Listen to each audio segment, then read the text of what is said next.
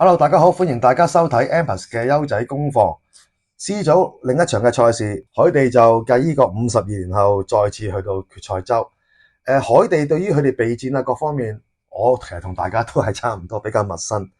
咁就由於嗰個地緣政治嘅關係啦，佢哋喺備戰啊、練習啊各方面咧，冇其他嘅國家隊咁順利，同埋遇到啲阻力。咁啊，至於佢哋教練嘅米恩啦，亦都之前教過喀麥隆啊嘅非洲嘅球隊啦，咁就2024年接手之後咧，其實佢做啱一樣嘢，海地佢哋就係咁揾，即係而家資訊好發達㗎啦，有海地血統嘅球員而喺歐洲揾食，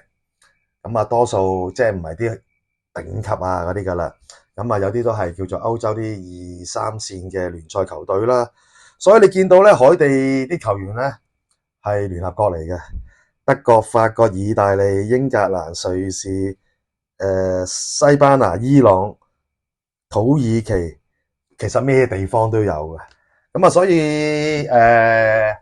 2、3線咧，我覺得感覺上有啲似庫拉索咯，嗰個情況同埋實力。咁我甚至乎覺得海地係咪會同庫拉索嘅實力會差唔多？有機會啊，有機會海地仲可能會差少少啊。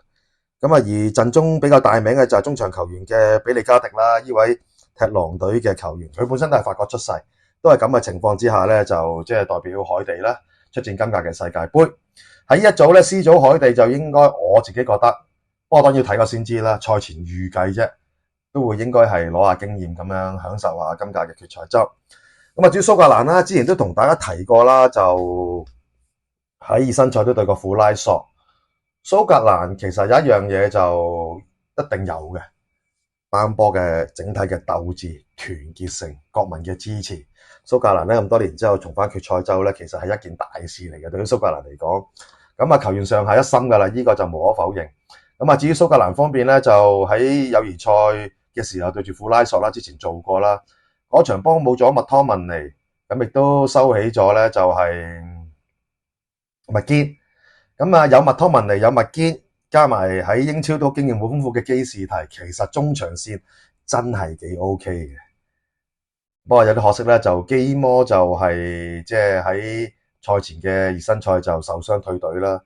咁就影響就有啲，但係就唔算好大啊。咁啊，當然都可以提提啦。蘇格蘭方面亦都有左閘嘅羅伯臣啦，呢位球隊嘅隊長，係前線就唔係話好多選擇或者好高質素，但係中場方面，我覺得蘇格蘭係強嘅，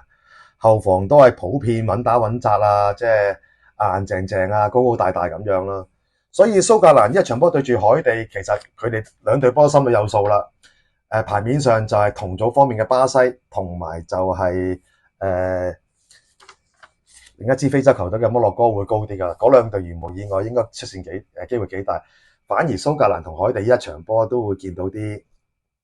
初步嘅情況，咁啊海地都係咁樣諗嘅啫，蘇格蘭都要贏呢一場波攞到3分，最後希望可以爭取到小組賽最佳嘅8支球隊嘅第3名當中一支。咁啊呢一場波，我覺得就個賠率蘇格蘭係熱噶啦，咁但係我覺得幾4平8穩嘅蘇格蘭。咁啊，所以咧我一場波喺呢一場嘅世界盃嘅 C 組嘅分組賽啦。海地對住蘇格蘭啦，小弟會預測蘇格蘭能夠贏海地嘅，